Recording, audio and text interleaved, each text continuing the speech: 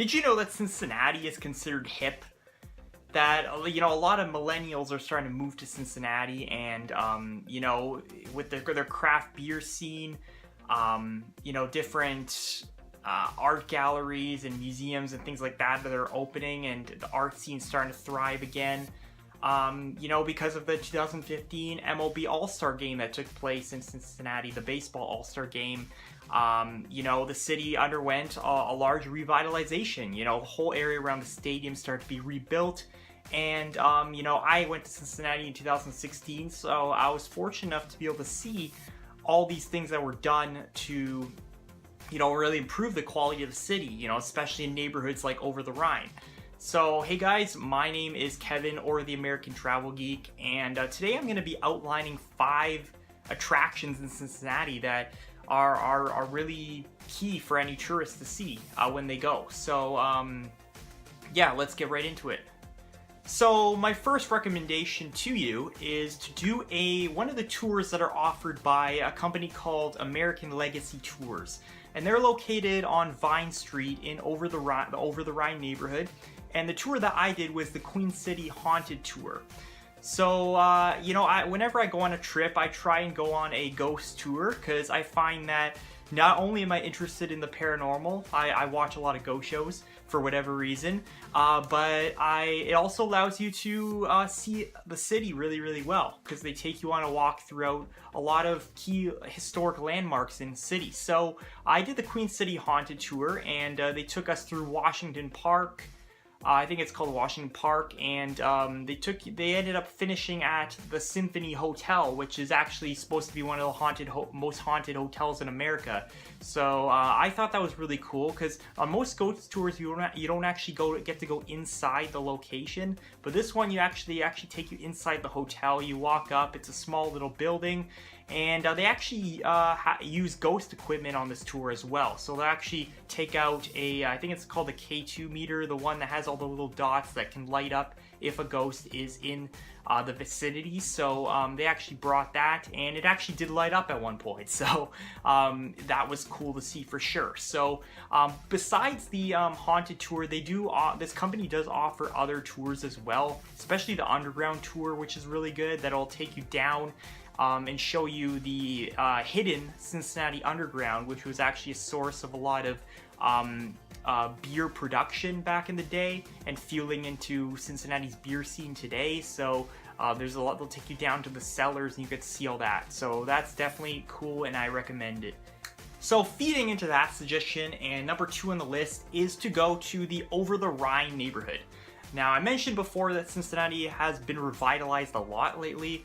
And over the recent years, Over-the-Rhine is a neighborhood that has really flourished and started to attract a lot of millennials and a lot of people who are, you know, trying to get into the hip part of the city. So, you know, it used to be a relatively dangerous area, and still kind of, I think, northern Cincinnati is, but it has really been gentrified, and there's a lot of really awesome stuff in Over-the-Rhine. Lots of good breweries, including Rhinegeist, which is my favorite, produces my favorite cider that I've ever had. So there's that, and there's a lot of other like beer halls and, you know, places where you can get barbecue, and of course Graeter's ice cream. And it's just a really, really vibrant place to go that has nightlife, and a lot of the cool people are hanging out. So definitely check out Over-the-Rhine. If you guys are enjoying this video so far, if it's been helpful and it's been informative, please head down in the comment section below and write, "Cincy is awesome." My third suggestion to you, which also extends out of my second suggestion because I mentioned it, is to try Graeter's ice cream. Now, this is an ice cream chain that's native to Cincinnati. I'm not sure if there's any outside of Cincinnati, but there are a few locations in Cincinnati, and it's one of the things Cincy is known for. And it's basically your typical kind of dessert shop, kind of like a Ghirardelli's if you've been there in San Francisco or Chicago or any of the big cities. Graeter's Ice Cream is a dessert shop, and they serve a bunch of different ice cream flavors, but the one that they're known for is the black raspberry chip. So of course I had to try it, and it was quite good. You know, usually you get the little chocolate chips, like the small little circular ones. But this one I think had actual like thinly sliced chocolate slices. So that was one thing that was unique about it. So it was definitely quite good. And there's a bunch of other flavors too. And I think you can get milkshakes and different things like that. So definitely give Graeter's a try. So if you're in downtown Cincinnati, one place you definitely need to check out, especially if it's, you know, in the evening time or when it starts to get dark, is Smale Riverfront Park. So this is a really beautiful kind of city park that they built right by the river where the ballpark is, where Great American Ballpark is, where the Cincinnati Reds play. It's really, really nice, and I'm pretty sure it's very newly constructed. I can have the exact year shown in the blog article, which will be linked down below.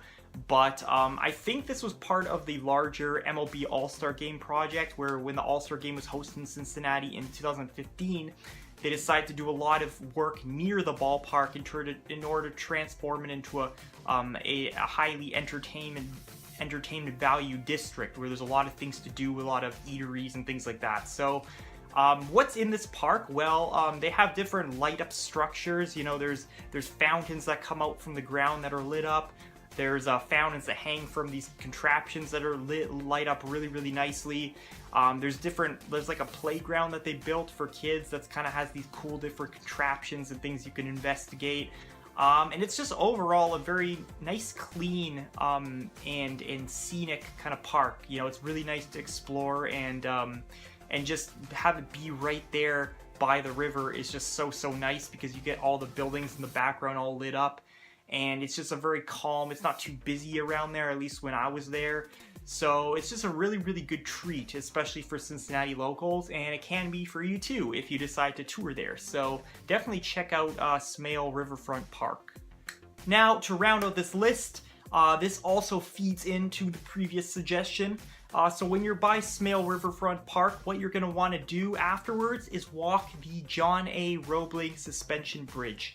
Now, not only is this bridge really, really nice, but it feeds right into downtown Cincinnati, which is convenient, obviously. And it'll allow you to actually walk all the way across the river to the Kentucky side. So Cincinnati is on the edge of Ohio. It's still in Ohio, but once you cross the bridge, you're in Kentucky. And I also recommend that you do this in the evening, because when you're walking along the bridge, you'll be able to look back and see the downtown Cincinnati core all lit up, and it is really, really nice. I gotta tell you, Cincinnati has a very low-key, incredibly beautiful skyline. You know, it might not have the volume of buildings that obviously New York has or Chicago, but the way the buildings all look together, how dense the buildings are together, it's really, really nice. So once you get to the end of the bridge, there's actually a little parking lot there, so you actually get to see the whole Cincinnati skyline lit up from the other side. So that is really, really awesome. And not too far away, I believe there's another park. Again, the name kind of skips through my mind. I don't really remember what it is. Just checked, the park is actually called General James Taylor Park, and it's actually very close on the Kentucky side, and that from there you can actually get also another great vantage point of downtown Cincinnati. So there's that.